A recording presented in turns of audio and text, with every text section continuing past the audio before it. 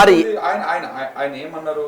ఆయన గతంలో మీకు ఒక బయట వినిపిస్తా. ఆయన గతంలో ఇదే ఇదే డ్రగ్స్ గురించి దీని గురించి మాట్లాడాల్సి వచ్చినప్పుడు, నార్కోటిక్ సంబంధించి మాట్లాడాల్సి వచ్చినప్పుడు వారు చాలా స్పష్టంగా చెప్పారు.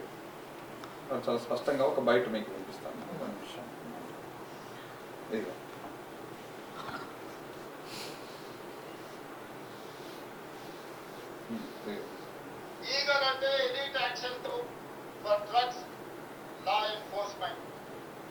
ఈ రోజు నుంచి ఈ ఆర్గనైజేషన్ పనిచేస్తుంది.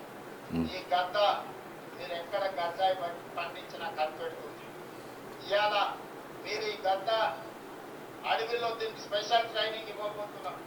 ఎక్కడైనా ఏ పొలాలలో గంజాయి పండించినా ఖచ్చితంగా ఇవి చూస్తాయి.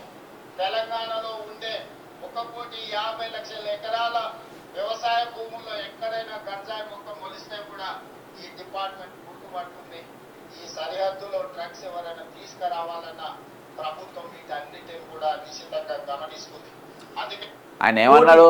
కోటి ఎకరాలలో ఎక్కడ ఏ మూలన డ్రగ్స్ లాగా కాదు, ఇంకా చిన్న గంజాయి మొక్క కనపడ్డా గానీ ఈగల్ అనేటువంటి టీం మా గద్ద పసిగడ కాదు. ఇప్పుడు ఆయన ఆయన ఏందని మీరు నాకు వినిపించింది అది అంటే ఇంత ఆయన గౌతమ బుద్ధుడా, సిద్ధార్థుడా, మహాత్మా గాంధీ మనవడా, లేకుంటే చాచా నెహ్రూ ఇదా? ఎవరైనా సుభాష్ చంద్రబోసా, శివాజీ మహారాజా? ఎవరైనా రాష్ట్ర ఆయన చరిత్ర ముఖ్యమంత్రి ఎవరైనా ఆయన కాంగ్రెస్ పార్టీ వచ్చినాక ఇప్పుడు సంచులు ఇచ్చినోడు ఎవరైనా ముఖ్యమంత్రి అవుతాడు. ఆయన దృష్టి ఐడియాలజీ నేను వినిపిస్తా. ఐడియాలజీ అంటే ఏందో సంచులు మోసమని ఓపెన్గా చెప్పిన ఇండియా టుడేకి ఇచ్చిన ఇంటర్వ్యూలో. అసలు నేను కూడా చాలా ఇప్పిస్తా. ఐడియాలజీ అంటే సంచులు మోసుడు అని చెప్పి రేవంత్ రెడ్డి చెప్పిండు ఓపెన్గా. నా దగ్గర రికార్డింగ్ నా ఫోన్లో ఉన్నది. నువ్వు అసోంటోని గురించి ఇది వినిపించిండు, ఈయన మాట మీద ఉండేటోడు, అర్థమైంది ఇవన్నీ ఉండేటోడు, అట్లా అంటే 2 లక్షల ఉద్యోగాలు ఇస్తా అన్నీ నన్ను. ఇది కాదు నువ్వు ఆయన బ్రదర్, మనం ఎక్స్పెక్టేషన్ పెట్టొద్దు మీరు, అర్థమైందా? ఆయన ఎక్కువ ఎక్స్పెక్టేషన్ పెట్టొద్దు. ఆయన ఏమన్నా ఏది తెలంగాణ విమోచన కోసమో, లేకుంటే దేశ స్వాతంత్రం కోసమో, లేకుంటే బడుగు జీవుల బతుకు బాగుపడినకో జైలుకు పోలే. ఓటుకు నోటు 2 హ్యాండ్లు దొరుకుతుంటే జైలుకు పోయి వచ్చినోడు, నిత్యం అబద్ధాలు ఆడేటోడు. ఇదే బ్రదర్, నిత్యం అబద్ధాలు ఆడేటోళ్ళు, నిత్యం మోసాలు చేసేటోడు, నిత్యం అసోంటోని సీరియస్ ఎట్లా తీసుకుంటావు? ఆయన ఉన్న పాయింట్ లో ఒకటి పర్టికులర్ గా ఏం చెప్తున్నా అంటే, 1,00,00,000 ఎకరాలు తెలంగాణలో 1,00,00,000 ఎకరాలకు పైన ఉంటది. దాంట్లో ఏ మూలకి ఎక్కడున్నా మా గద్ద మా ఈగుల్ టీము పసిగడుతుంది, పట్టుకొస్తుంది అని చెప్పారు.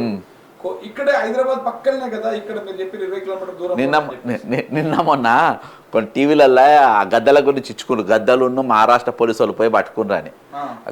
గద్దలే పట్టుకుంటే వీళ్ళు పోయి ముందు నిలబడి 3-4 నిలబడి వాళ్ళని వరుసగా నిలబెట్టి సంచులు ముందు పెట్టి వీళ్ళు వెనక ఫోటోలలో తిరగబట్టేవాళ్ళు. నేను అందుకని 6వ తారీఖు దొరికిన రోజు ఎందుకు చేసినారే తెల్లారి వీళ్ళు మ్యానిపులేట్ చేస్తే ఆంధ్ర మీడియా అని.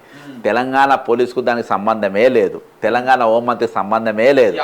తెలంగాణ మహారాష్ట్ర పోలీసులు, తెలంగాణ పోలీసు ఇయాటి వరకు హోంమంత్రి బ్రదర్ ₹2-2 కాదు, చిన్న పొట్లం కాదు, ఏకంగా దేశం మొత్తం సరఫరా చేసేటటువంటి 12,000 కోట్ల డ్రగ్స్, 32,000 కోట్ల విలువైనటువంటి ముడి పదార్థాలు దొరికినప్పుడు ముఖ్యమంత్రి హోంమంత్రి నీ దగ్గర పెట్టుకొని బ్రదర్ ఎవరు రావద్దు, ఇలా డీజీపీ గారి సంబంధం లేదు, ఎవరి సంబంధం లేదు. హోంమంత్రి గారు ముందుకు వచ్చి నువ్వు ఎందుకు స్టేట్మెంట్ ఇస్తలేవు, ఎందుకు మాట్లాడతలేవు, నువ్వు ఇంత దొరకదని ఇప్పుడు నువ్వు చెప్పినావు కదా, మరి ఇంత దొరికింది, నువ్వు బయటికి రావాలే కదా. దీని మీద స్టేట్మెంట్ ఏవేవో మాట్లాడుతుండబ్బా. మొన్నటికెళ్ళి 3 రోజులకెళ్ళి మనం అబ్జర్వ్ చేస్తే ఏదేదో సబ్జెక్ట్ పైన మాట్లాడుతుండు. అయితే ఈయన ఇప్పుడు అనుమానం వస్తుంది. నిన్నటికెళ్ళి నేను కేటీఆర్ స్టేట్మెంట్ నీకేమైనా వాళ్ళు ఏమైనా నీకేమైనా లంచం ఇచ్చిండ్రా, అదేదో నీకేమైనా బాటా ఉందా అని ఏమో అడిగిండు. అడిగినాక అరే ఇదేమైనా ఉందా ఏందని నాకు కూడా డౌట్ వస్తుంది ఇప్పుడు. అరే ఎందుకు నోరు తెరుస్తలేడు రేవంత్ రెడ్డి, ఎందుకు నోరు తెరుస్తే ఎందుకు మాట్లాడతాడు? చిన్నది ఇది కాదు కదా. ఈరోజు నీవు నిన్నటిదాకానే మూసిరెడ్డి అనుకున్నా, ఇవాళ డ్రగ్స్ రెడ్డి అయిపోయినావు నువ్వు. ఫస్ట్ హైడ్రా రెడ్డికి వెళ్ళి మొదలయ్యిండు, హైడ్రా రెడ్డికి వెళ్ళి మూసిరెడ్డి అయ్యిండు, ఇవాళ డ్రగ్స్ రెడ్డి కాడికి వచ్చేసినావు.